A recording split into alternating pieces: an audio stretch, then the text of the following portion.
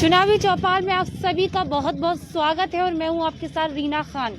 लगातार हम चुनावी चौपाल कर रहे हैं, विकास के मुद्दे उठा रहे हैं, महिलाओं के मुद्दे उठा रहे हैं, शिक्षा के मुद्दे उठा रहे हैं, लगातार आम जन के पास जा रहे हैं। लेकिन हम एक ऐसे खास वर्ग के पास नहीं पहुंच पाए जहां पर जिनकी हमें समस्याओं को सुनना चाहिए थे, जिनके मुद्दों को उठाना चाहिए था, जिनकी फरियादों को सुनना चाहिए था। और एक खास सवाल, क्या किया है मौजूदा सरकार ने उस वर्ग के लिए?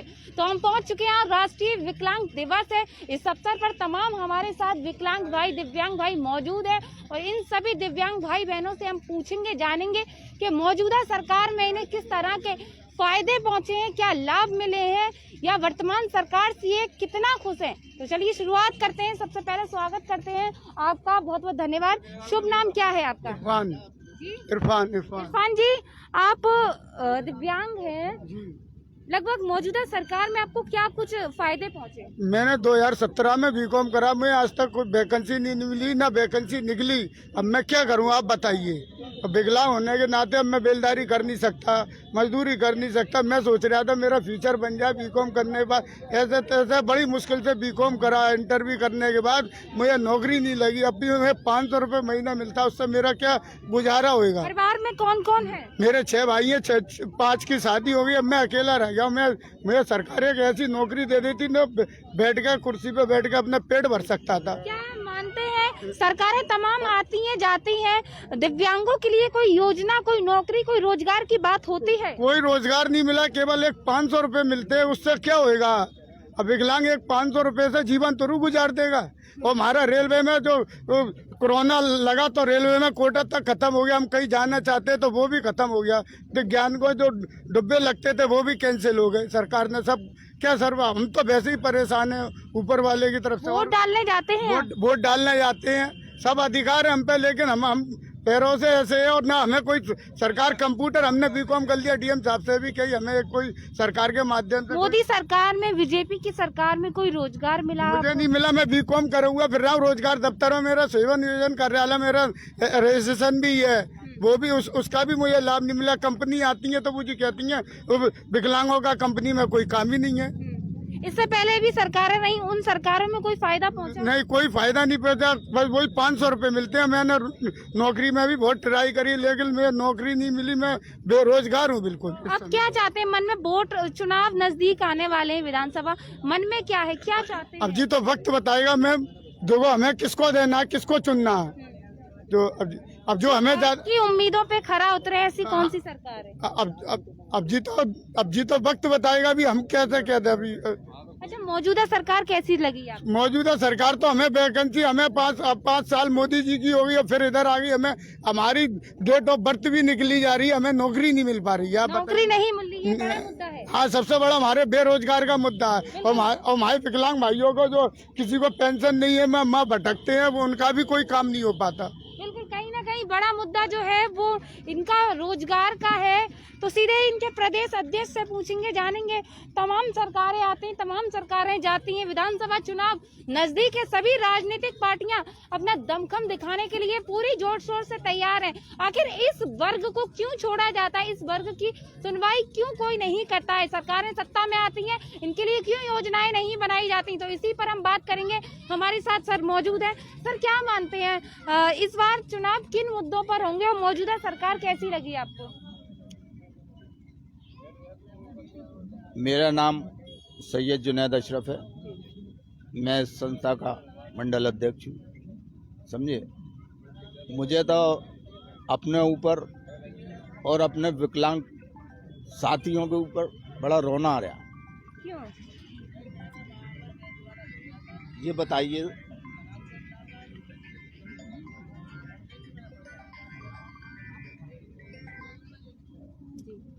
ये बताइए सर, विकलांग क्या वोट नहीं देता? बिल्कुल है, विकलांग वोट देता है। इस वक्त हमारे ज़िले में कम से कम 30,000 विकलांग लोग हैं। समझे, 30,000 विकलांग लोगों के लिए जब हमने अपने महापौर नूतन राठौर से सवाल रखा, समझे, ये तो एक पहले राष्ट्रीय विकलांग दिवस था, अब विश्व विकलांग दिवस हो गया है। ऐसे सरकारी प्रोग्राम में और सरकार के महापौर जो बने हुए बैठे हुए हैं, उन्हें इतना ख्याल नहीं आया। मैं उनके प्रति अभद्रता तो नहीं करूँगा, क्योंकि वो जो है महापौर हैं, माननीय सदस्य हैं, उन्होंने जब हमने प्रोग्राम की कहा, मैंने कहा देखिए साहब, विकलांगों का प्रोग्राम है, ये जो है समाज की आखिरी कड़ी में आते हैं, आप इनके ऊपर कुछ विचार करिए। समझे, हमारा कोई निजी प्रोग्राम तो है नहीं, हम सभी के लिए, विकलांगों के लिए करना है। तो उनका सवाल ये था, सबसे पहले उन्होंने ये बोला कि देखो साहब, हमारे नगर निगम में इस तरीके का फंड का कोई बजट नहीं आता है, समझे। अब आप हमारी दहलीज पे आ ही गए हो, तो हम तुम्हारे ऊपर एक ऐसा उपकार करते हैं कि आपके ये जो 20 बाई 15 के हैं, ये 4 पर्दे लगवाए दे रहा है। मैंने कहा ये बताइए, जो हमने अपने मुख्य अतिथियों को बुलाया है, आप जैसे अतिथियों को बुलाया है उसमें, समझे, वो लोग काय पे बैठेंगे? कि आप लोग ज़मीन पे बैठोगे, वो भी लोग ज़मीन पे बैठेंगे। तो मैंने कहा हमें तुम इतना बुरा और जलील और ख्वार समझ रही हो कि मतलब जो है हम ज़मीन पे बैठे हैं और वो भी ज़मीन पे बैठेंगे। तो जो हमसे मोहब्बत करता होगा वो ज़मीन पे आ जाए, बैठ जाएगा, और जो मोहब्बत नहीं करता होगा वो नहीं बैठेगा। तो ये सब इंतज़ाम जो किया है, ये हमने अपने विकलांग साथियों से किया है, समझे। और हमारे लिए अब ये बताइए, विकलांगों के लिए विकलांग अधिकार के जो है एक एक्ट लागू होता है, विकलांगों को एक्ट लागू होता है, उस एक्ट को ये सरकार दबाए हुए बैठी है। बड़े अफसोस की बात है, क्योंकि महिला एक्ट और SC एक्ट, सब एक्ट के लिए तो ये प्रचार प्रसार करते हैं, बड़े बड़े थानों में बैनर और पोस्टर लगाते हैं, समझे। और हमारे जो अधिकार को इन्होंने ऐसा दबा रखा है जो कि हमें पास हो गया है। वो मौजूदा सरकार से आपको क्या क्या उम्मीदें थी और मौजूदा सरकार ने विकलांगों के लिए क्या योजनाएं बनाई? ऐसा है, मौजूदा सरकार से हमें बहुत अच्छा महसूस हुआ था कि मौजूदा जो सरकार आई है वो हम विकलांगों के लिए सोचेगी, मगर हमारे महामहिम मोदी जी ने विकलांगों की जगह नाम रख दिया दिव्यांग। मतलब विकलांग भूखा मर रहा है, उसमें ऐसी क्या शक्ति है जो उसमें दिव्यांगता झलकती नजर आएगी। आप 1% को ले रहे हैं और 99% को आप छोड़ रहे हैं। इससे तो हमारा विकलांगी नाम अच्छा था, समझे। जो यानी केवल नाम बदला गया, रोजगार या आपके पेट भरण पोषण के लिए कोई स्कीम नहीं चलाई? कोई ऐसी स्कीम नहीं चलाई जिससे कि दिव्यांग जो नाम दिया है, जो उसके वैल्यूएशन नाम है, उस वैल्यूएशन के आधार पे हमारे कोई मतलब ऐसी वो योजनाएं निकालते कि ये हमारा विकलांग जो भटक रहा है, समझे, उस पर निर्भर हो जाता। लगभग दिव्यांगों के लिए सबसे बड़ी संकट कौन सी आती है? रोजगार की आती है? देखिए साहब, सबसे बड़ी संकट रोजगार की आती है। यही खाने पीने की व्यवस्था है, इसी के ऊपर सभी दारोमदार चलते हैं, इसी से अपना जीवन यापन करता है। अब ये बताइए, विकलांग को जो है 500 रुपये पेंशन दी जाती है, वो केवल विकलांग अपने ट्राइसिकल का पंचर जुड़वा सकता है 500 रुपये पे, अन्यथा और कोई नहीं कर सकता। ये आज जो कि मोदी सरकार ये हम पे चाहे कि हमने बहुत उपकार कर दिया, ये कोई ऐसा उपकार नहीं है, ये कोई ऐसा उपकार नहीं है, समझे। ये तो जो है हमें बड़ी। चलिए, हम आप बात कर ही रहे हैं, क्योंकि विधानसभा चुनाव नजदीक आने वाले हैं, 2-3-4 महीने जो भी बचे हैं, तो सभी पार्टियां तैयारियां कर रही हैं, सभी सत्ता में आने के लिए लुभाती हैं वोटरों को। लेकिन मेरा सवाल ये है कि 2 साल कोरोना काल रहा, आप लोगों ने कैसे काटे वो कोरोना काल? आपके पास तो कोई रोजगार नहीं था, परिवार को कैसे खान पान को दिया, भरण पोषण कैसे किया, समस्याएं कैसे आई उस समय आप लोगों को? उस वक्त समस्याएं ऐसी आई कि अगर लोग सम्मान नागरिक ना होते तो इस सरकार में भूखा मर जाता आदमी। ये हमारी दिली बातें निकल रही हैं। मगर जो समाज के लोग थे, जो पार्टियों से ताल्लुक़ नहीं रखते हैं, उन्होंने जो है विकलांगों की मदद करी, विकलांग परिवारों की मदद करी, और जो गरीब गुरबा लोग थे उनकी मदद करी, मगर इस सरकार ने कुछ नहीं करा, समझे। केवल एक राशन फ्री कर दिया। अब ये बताइए मैडम, जब राशन फ्री कर दिया और चीज़ें भी तो हैं, वो कहाँ से होती हैं? अच्छा, महंगाई, इससे पहले आप लोगों ने कोई रोजगार नहीं है, महंगाई आप लोगों को किस तरह से खा रही है, किस तरह से आप लोगों की कमर तोड़ रही है महंगाई? महंगाई इस तरह से कमर तोड़ रही है जैसे भेड़िया तोड़ता है कमर, इस तरह से महंगाई कमर तोड़ रही है हम लोगों की, समझे। प्याज के दाम लो, सब चीज़ों के लो, खान पान की जो भी चीज़ें आती हैं वगैरह वगैरह, समझे। इतनी महंगाई है, इतनी महंगाई तो किसी में। आने वाले चुनाव में ये बड़ा मुद्दा रहेगा आप लोगों का, दिव्यांगों का ये बड़ा मुद्दा रहेगा। हाँ, ये खाने पीने की व्यवस्थाओं को बहुत बड़ा मुद्दा रहेगा। उनके पढ़ाई लिखाई, उनके बच्चों की पढ़ाई लिखाई नहीं हो रही। हम पढ़ाई लिखाई कर भी देते हैं तो उनको कोई नौकरी नहीं मिलती, मारे मारे फिर रहे हैं, समझे। आप लोगों के मन में क्या क्या चाहते हैं वर्तमान सरकार से, और सरकारें और बने या कोई भी सत्ता में आए, क्या चाहते हैं, आपके मुद्दे क्या हैं? हमारे मुद्दे ये हैं कि जो भी सरकारें आए, हम विकलांगों के रोजगार और क्या नाम है नौकरियां, समझे, और उनको छत दी जाए। छत में भी हमारे संग सौतेला व्यवहार किया जाता है। जो पैसा ज़्यादा दे देता है, जो वास्तव में हक रखता है, हक उसे छत की ज़रूरत है। और क्या आवास, प्रधानमंत्री आवास नहीं मिले आप लोगों को? नहीं, प्रधानमंत्री आवास मिले, मायावती जी के ज़माने में मिले, इनके अभी मोदी जी के जमाने में नहीं मिले। मोदी जी के ज़माने में तो अभी नहीं मिले। सरकारों की हम कंपैरिजन की अगर बात करें तो कौन सी सरकार बढ़िया है जो आपके हितों के लिए कार्य करती है, सपा, बसपा, कांग्रेस या भाजपा? देखिए साहब, आप विकलांगों की बात करेंगे तो हमारे मतलब जो विकलांगों के साथ जो किया है वो सबसे पहले सपा ने किया। सपा ने एक ऐसा घर दिया हमें, हमारा हमारा सर छुपाने के लिए सपा ने सबसे पहले घर दिया, समझे। उसके बाद फिर समाजवादी ने दिया, मगर समाजवादी के बाद फिर जो है हमें मतलब किसानों के ऊपर जो झाड़ू हुई, किसानों ने सरकार के मतलब यानी मौजूदा सरकार ने आपको लाभ नहीं पहुंचाए, जो उम्मीदें थी वो आप उम्मीदें थी, जो हमारी उम्मीदें थी वो बिल्कुल बेकार जा रही हैं। अभी मौजूदा सरकार ने अभी तक तो कुछ विकलांगों के साथ किया नहीं है, समझो। 500 रुपए से कोई नहीं हो जाता। हमारी डिमांड ये है 2500 रुपए की। तो कहीं ना कहीं तमाम लोग हैं, तमाम विकलांग भाई जो हैं यहाँ मौजूद हैं, सभी से एक एक बार पूछना चाहेंगे, क्योंकि विधानसभा चुनाव नजदीक है, इनका वोट भी बहुत जरूरी है, इनका मत भी बहुत जरूरी है। ये समाज की वो हड्डी है जो कह सकते हैं सबको हिलाने वाली है। तो तमाम लोग हैं, आप लोगों का बहुत बहुत स्वागत है। क्या चाहते हैं इस बार, कौन से खास मुद्दे होंगे जिस पर आप वोट देंगे? हमारा दिव्यांग भाइयों के लिए सबसे बड़ा मुद्दा होगा कि उनकी जो पेंशन है वो पेंशन न होकर के उसे रोजगार भत्ता दिया जाए, क्योंकि 500 रुपये से किसी दिव्यांग का कोई भला नहीं होता। क्योंकि 500 रुपये एक दिन में आदमी खर्च कर देता है और दिव्यांगों को 500 रुपये पेंशन दी जा रही है, जबकि उनको कम से कम 100 रुपये पर डे तो दिए जाएँ, कम 3000 रुपये तो की जाए। नहीं तो हमारी तो मांग ये है कि कम से 5000 रुपये हर दिव्यांगों को दिए जाए, जिससे वो अपना गुजारा भरता कर सकें। क्योंकि 500 रुपये उसकी बीवी, अगर ब्याह हो जाता है तो बीवी होती है, बच्चे होते हैं, वो 500 रुपये से नहीं उसका गुजारा। एक बड़ा मुद्दा पेंशन का है, बढ़ाया जाए। और आगे क्या कुछ खास मुद्दे जो है वो रहेंगे दिव्यांग भाइयों के, क्या मुद्दे रहेंगे आने वाले चुनाव में? आने वाले चुनाव में मुद्दा में यही रहेगा कि दिव्यांगों को रोजगार दिया जाए, रोजगार और पेंशन कम से कम 3000 तो की जाए, क्यों 500 रुपये गुजारा होता नहीं है। और जब दिव्यांग बेरोजगार रहेगा तो क्या कमाएगा? आज आम आदमी को सब्सिडी मिलती है, दिव्यांगों से नहीं है। अच्छा, ऐसी कौन सी सरकार है जो दिव्यांगों की हित की बात करती है, दिव्यांगों के लिए बात करती है?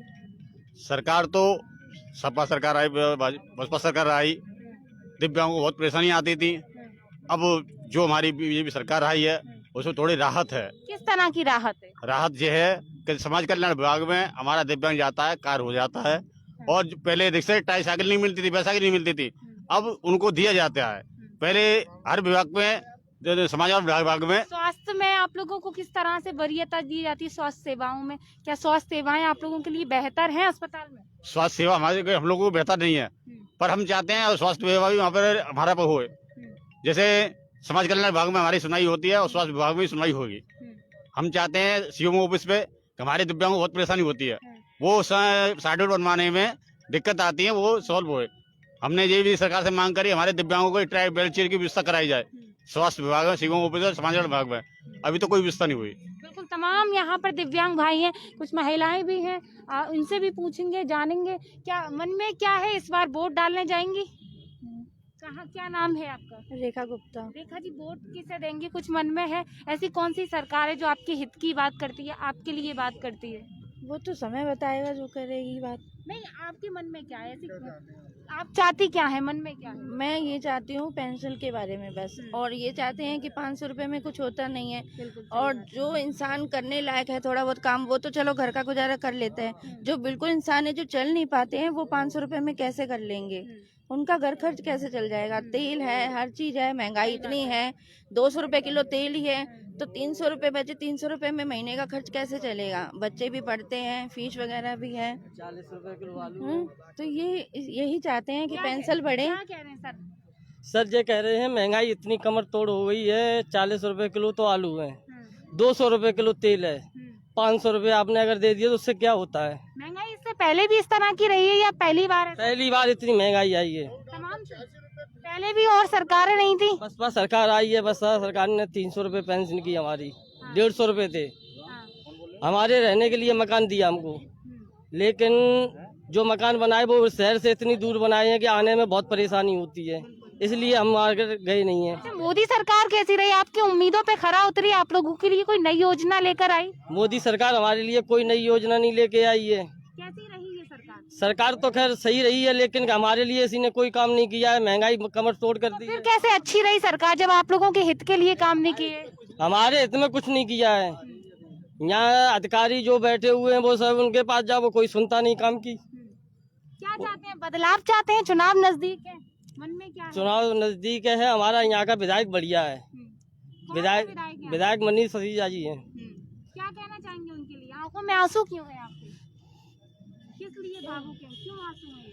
हम रेलवे स्टेशन के बाद ठेला लगाते थे, तो वहाँ का जो स्टेशन अधीक्षक है और कंपनी कमांडर, उसने हमारे ठेले हटवा दिए।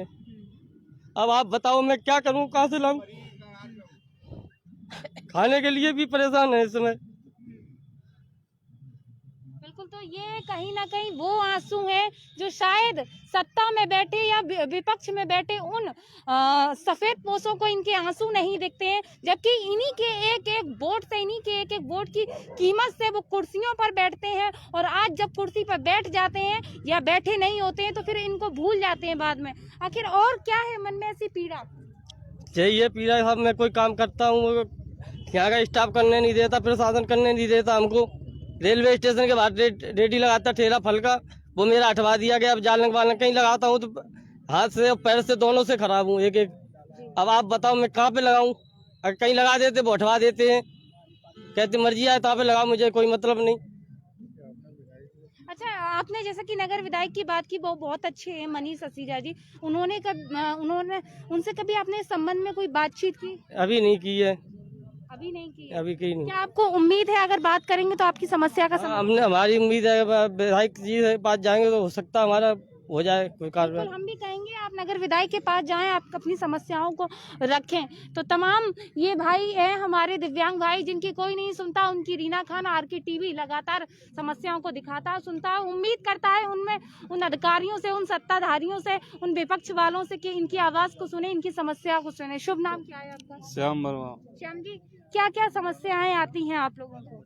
समस्या ये आती है, विकलांग सर्टिफिकेट बनवाने हम जाते हैं, डबरी में जो ऑफिस है बहुत अंदर है, उसके लिए कोई सुविधा नहीं सरकार के पास। बड़ी मुश्किल से विकलांग करता हुआ वो ऑफिस पहुंचता है, उसकी व्यवस्था की जाए सरकार को। और जो पेंशन की सुविधा है वो बहुत कम है, उसको बढ़ा के कम से कम 3000 रुपये तो करनी चाहिए, समझे। और भी बहुत महंगाई की समस्या है, ये बहुत बढ़ा हुआ है ये, समझे। अच्छा, लॉकडाउन में सर आपने किस तरीके से परिवार को पाला, क्योंकि वो बहुत बेकार स्थिति रही थी, तो उसमें कैसे आपकी 500 रुपए की पेंशन में क्या गुजारा हुआ? समाज संस्थानों ने सहायता की थी, उन्होंने बहुत सहायता करी है और सरकार ने भी सहायता की है, ऐसी बात नहीं है। मौजूदा सरकार कैसी रही? आप लोगों की उम्मीदों पे उतरी? आपको जो चाहिए था, जो समस्याएं थी, उनको खत्म किया? उम्मीदों तो सही उतर रही है, मतलब ये विकलांगों के लिए सही नहीं उतर रही है, विकलांगों के हित के कोई कार्य नहीं कर रही है। आप कुछ बदलाव भी चाहते हैं? बदलाव ये चाहती है कि विकलांगों को सुने, ये विकलांगों को कार्य करें। तो चुनाव नजदीक है, विधानसभा, मन में क्या है, ऐसी कौन सी सरकार बने? ये तो वक्त बताएगा जो भी होगा। जो भी, फिर भी मन में क्या मुद्दे रहेंगे? होगा कोई भी सरकार आए, आप लोगों के ऐसे कौन से मुद्दे हैं जो उठाए उनको वरीयता दें? मुद्दे, ये पेंशन का मुद्दा तो सबसे पहला है, समझे। और ये सीएम ऑफिस में जो बना हुआ डेवरी पे, इसको या तो बाहर कराया या उसकी व्यवस्था की जाए। हाँ, समझे, ठीक है। और ठीक है, तमाम लोग, आप सभी का बहुत बहुत धन्यवाद। तो ये हमने खास लोगों से बातचीत की। ये हमारे दिव्यांग भाई हैं, जो सबसे बड़ा सवाल अगर मैं इनके लिए कहूँ कि किसी का हाथ नहीं है या किसी का पैर नहीं है, लेकिन उसके बाद भी ये उन लोगों को मात देते हैं जिनके चारों हाथ पैर होते हैं और समाज में ये कार्य करने की बात करते हैं कि हम समाज को बदल रहे हैं, लेकिन असली हीरो ये लोग हैं, असली समाज को ये बदल रहे हैं। तो ये कहीं ना कहीं बड़ी बात है। और इनको जिस तरीके की परेशानियां आ रही हैं, आपको बता दें, इस पर संबंधित अधिकारियों को, विभाग को नजर बनानी चाहिए और मौजूदा सरकार को भी देखना चाहिए, इनकी समस्याओं को सुनना चाहिए। तो चुनावी चौपाल में आज हमने इनसे कई बात की। कुछ और मन में रह गया हो तो बताइए। ये है कि हमारी ट्रेनिंग बैटरी बाई रिक्शे की हो चुकी है, 37 रिक्शे पास हुए थे, आज तक अभी रिक्शा नहीं बटे हैं यहाँ पे। पता नहीं क्यों प्रशासन क्यों रोके हुआ है, बैटरी रिक्शा क्यों नहीं बांटा गया। अब विकलांग बहुत परेशान है, चलने फिरने के लिए बैटरी रिक्शा मिल जाए तो उससे सहारा मिल जाएगा, कारोबार करने में सहारा मिलेगा। हम ये चाहते हैं कि बैटरी रिक्शे जल्दी जल्दी बैठवाई जाए। तो कहीं ना कहीं इनकी समस्या वाकई जायज है और संबंधित अधिकारियों को इस पर नजर बनानी चाहिए। तो चुनावी चौपाल में बस इतना ही, फिर मिलेंगे किसी और वर्ग के साथ, किसी और विधानसभा में, कहीं और किसी और लोगों से। तो देखते रहें RK TV। नमस्कार।